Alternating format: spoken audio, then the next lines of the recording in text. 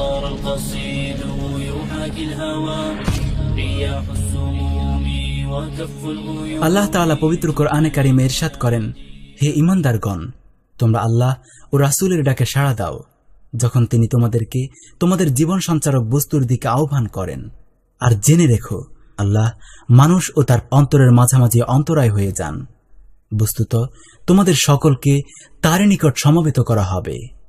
এই আয়াতের যা তোমাদের জীবন দান করবে এই অংশের ব্যাখ্যায় রুয়াহ ইবনে জুবাইর রাদিয়াল্লাহু আনহু বলেন, তা দ্বারা উদ্দেশ্য হল যুদ্ধ, যার মাধ্যমে আল্লাহ তাআলা তোমাদেরকে লাঞ্ছনার পর সম্মান, দুর্বলতার পর শক্তি দান করেছেন এবং তোমাদের উপর তোমাদের শত্রুদের ক্ষমতা থাকা সত্ত্বেও তাদের থেকে তোমাদের রক্ষা করেছেন।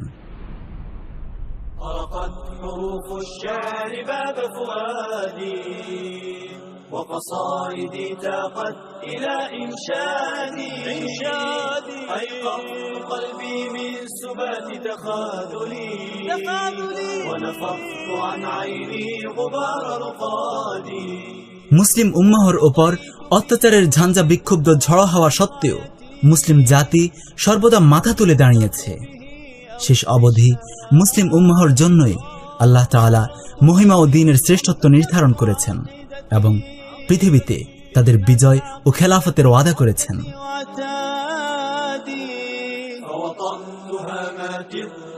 উবাই ইবনে কাব রাদিয়াল্লাহু তাআলা আনহু থেকে বর্ণিত, রাসূলুল্লাহ সাল্লাল্লাহু আলাইহি ওয়াসাল্লাম বলেন, এই উম্মাহর জন্য মহিমা, শ্রেষ্ঠত্ব, বিজয় ও দুনিয়ার খেলাফতের সুসংবাদ। উবাই ইবনে কাব রাদিয়াল্লাহু তাআলা আনহু থেকে বর্ণিত, তিনি বলেন, রাসূলুল্লাহ সাল্লাল্লাহু আলাইহি ওয়াসাল্লাম বলেছেন, মহান আল্লাহ তাআলার মহিমা, শ্রেষ্ঠত্ব, বিজয় এবং পৃথিবীতে শাসন করার সুসংবাদ, এই সব কিছুই উম্মতের জন্য, এবং তাদের মধ্যে যে কেউ পরকালের জন্য কৃতকর্মের মাধ্যমে পার্থিব লাভ কামনা করে সে তার পরের জীবনেও কোনো পুরস্কার পাবে না।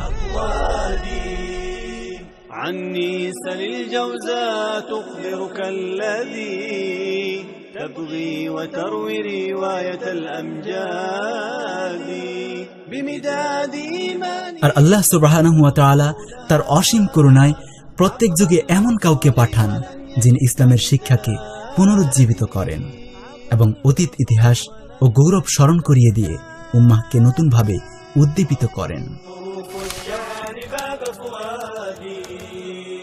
وقصائدي تاقت إلى إنشادي أيقظت قلبي من سبات تخاذلي ونفضت عن عيني غبار رقادي سأذل أعدائي بصارم عزتي وأذيقهم مني جحيم جلادي